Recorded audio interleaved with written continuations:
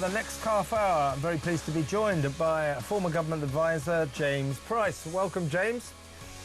Hello, my friend. How are you? I'm very, very well. I want to go around the houses a bit. First of all, I want to talk about the water companies in just a little while. There's a hosepipe ban on this after Thames Water a couple of years ago. They leaked 200 billion litres of water.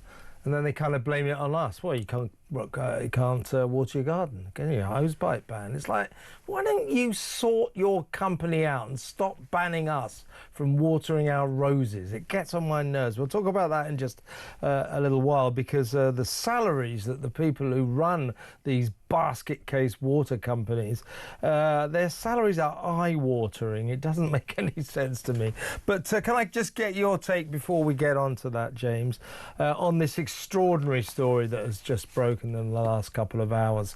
The fact that this government, the British government, Tories and now Labour, for the last 23 months, best part of 2 years, have been running a secret people smuggling operation out of Afghanistan. 18,500 so far, about 24,000 total slated, so still some to come. And this was predicated on the fact that some bozo accidentally leaked the details of 100,000 Afghanis who helped the British during the Afghanistan war. So their lives are at risk from the Taliban. So what we've been doing under a news blackout is this is mind-boggling stuff. The British, apparently SAS, people like that, have been going into Afghanistan and gathering up these Afghani people who helped the British during the war and secreting them into Pakistan by a secret route that we're not allowed to know about, but I'm assuming it's across the Khyber Pass or something like that. Anyway, they end up in Pakistan, whereupon we've been flying them, thousands of them, to Brize Norton, the RAF base here, in big transporter planes, and this is still going on. Now, that in itself is extraordinary enough, and the reason we've done it is because this nation has accepted that our uselessness put these people's lives at risk, because we accidentally leaked all the data on who these people who helped the British were. So, okay, we're doing the right thing, you might argue. You might not argue that, but there's an argument there. This has been going on, but where I take issue with this entire story is that when this egregious balls-up emerged, and the British started this massive ongoing airlift, they threw a veil of secrecy over it. They took out a super injunction so that the media was not allowed to report it. It's only today, 23 months after this super injunction was taken out, that John Healey, the current Defence Secretary, to his credit, just said, I don't see the reason for this. The people have a right to know. But by what right did the then Tory government and the subsequent Labour government, by what right do they think they had the right to keep the public in the dark? And apparently MPs were kept in the dark as well. This is a scandal. It absolutely is a scandal, and it's hard to know really where to begin with any of it. I mean, I suppose we should start by trying to, what they say in debating, to steel man the one side of it. Do we have a responsibility, given that it was the mistake of a British civil servant in doing this, to try and rectify it? Yes, to some extent, I think we should look to make some kind of amends for that kind of mistake. The extent of that amends is, I think, up for debate, and probably should have been up for debate in somewhere like the House of Commons, where our leadership resided, rather than being made by a clutch of people behind closed doors. Do we think that these people were in real risk of danger? I don't know. I don't know. I suspect that, given all the other problems that we've had in these area of human rights, that if there was the slightest scintilla that the toenail of their little toe was going to be harmed, then the human rights legislation and lawyers would say, actually, we've got to go and give them, massive mansions in the Cotswolds or whatever. That's how bad and how low faith I've got in that bit of the system. But when we take the whole thing in the round, I think the two bits that really scare me, one in terms of the impact on the ground for this country, is that Afghans, I'm afraid to say, not all of them, but statistically, Afghans are something like more than 50 times more likely than your average Brit to commit some kind of heinous sexual crime. And that's the case here.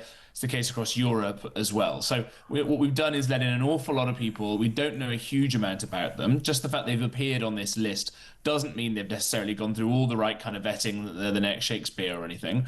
So there's a material risk on the ground. And as you say, the scandal part of it, Kev, the other bit of it is the fact that this has all just been hidden from people. This has not just been ministers, especially it's been mostly officials, I think, and soldiers. But then a judge went and upgraded the injunction that was requested up to a super injunction. The difference being that people like yourself are not even allowed to report that there was any injunction going on. So it just seems that every little bit of the state has colluded to prevent the British people from knowing that quite a dangerous thing was being done to them, supposedly in their name, and heads, I'm afraid, must roll for this. Yeah, I think so, because MPs have been kept in the dark as well. There's even suggestions that Parliament over this 23 months has been misled on this issue. I'm afraid that in a Western democracy, a free speech democracy like Britain, you can't operate like this. You can't say, oh, well, this is a bit embarrassing. Better make sure the people don't find out about this. There's some sort of argument, oh, well, it's all about keeping the Afghanis safe. That's rubbish. That's rubbish. I know why this super injunction was brought in. It was to spare the government's blushes. Labour have done the right thing late in life, but don't forget, for a year, they've been presiding over this as well. So they've got questions to answer as well, haven't they?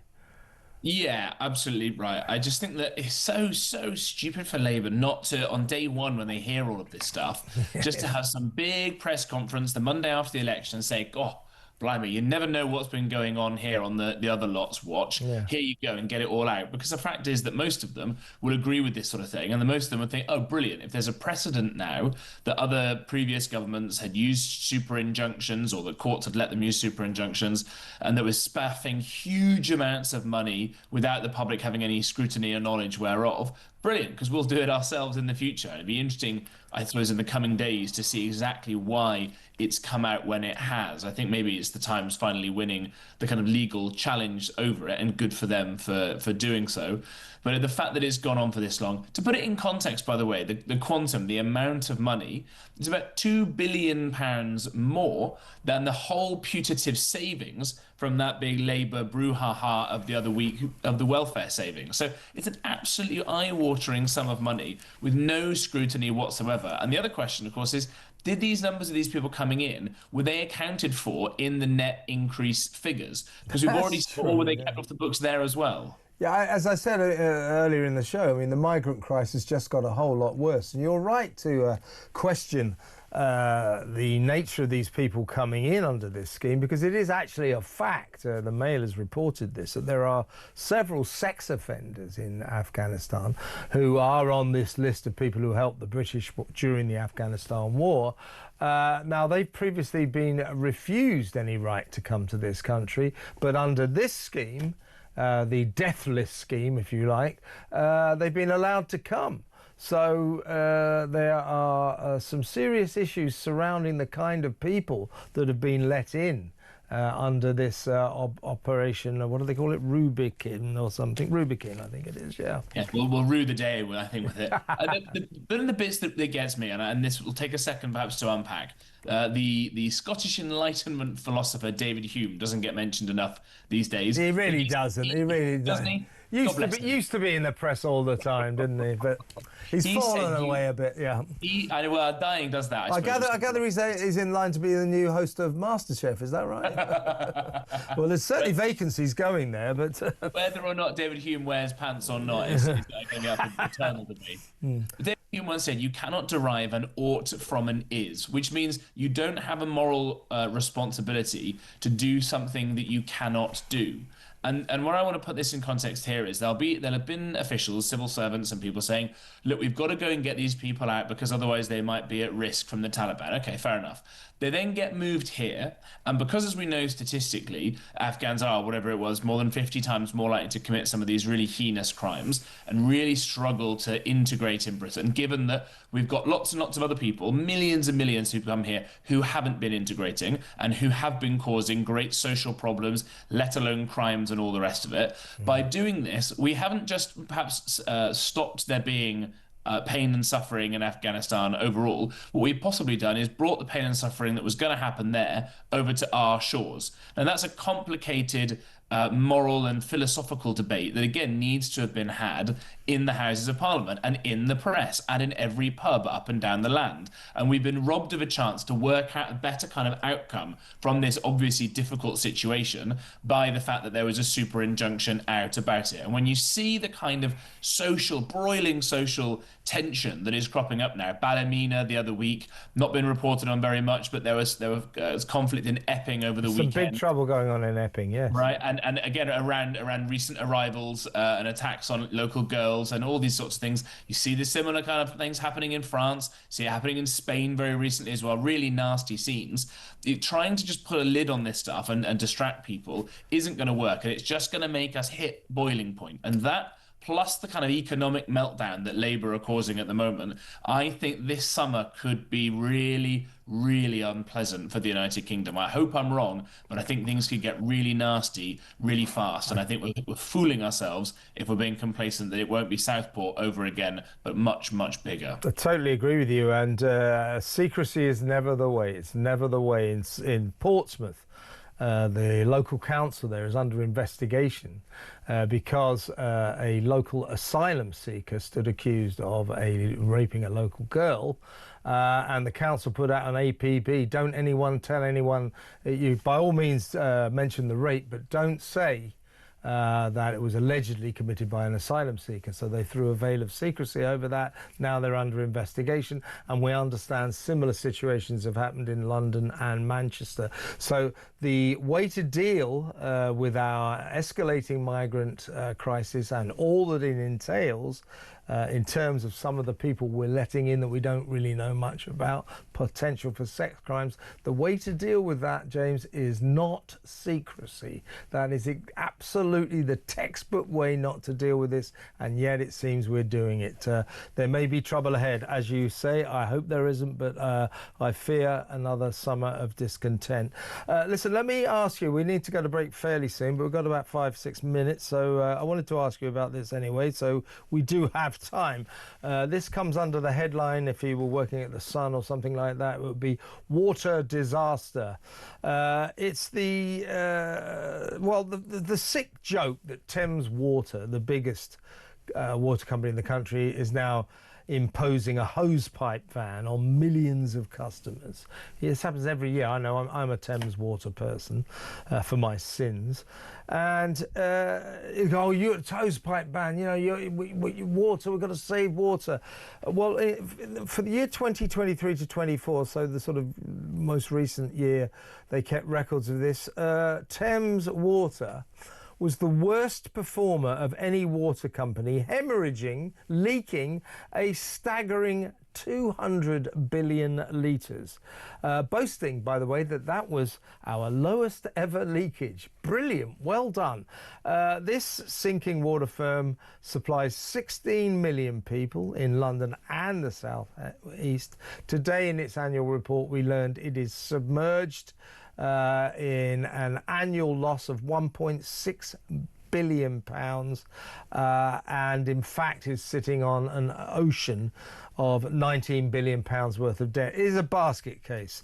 I know, I'm one of their customers. It's not a great company to be a customer of, I'm here to tell you.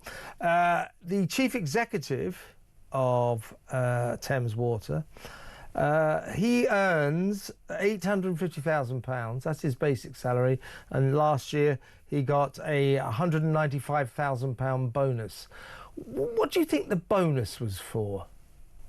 It's a very, very good question. I mean, that's a pretty tasty sum of money for anybody, isn't it? When you consider the Prime Minister is on about 50,000, something like that. Yeah. It's a pretty penny more. Yeah. I mean, I suppose at one point I take the point about the losses and the debt and all the rest of it. If I just go around there to my tap and I can get clean, fresh drinking water at a tiny cost, really, and the fact that that one company does that for 16, 17 million people, despite the debts piling up and despite all those leaks and everything, it is kind of a miracle of the modern world. And I do appreciate that.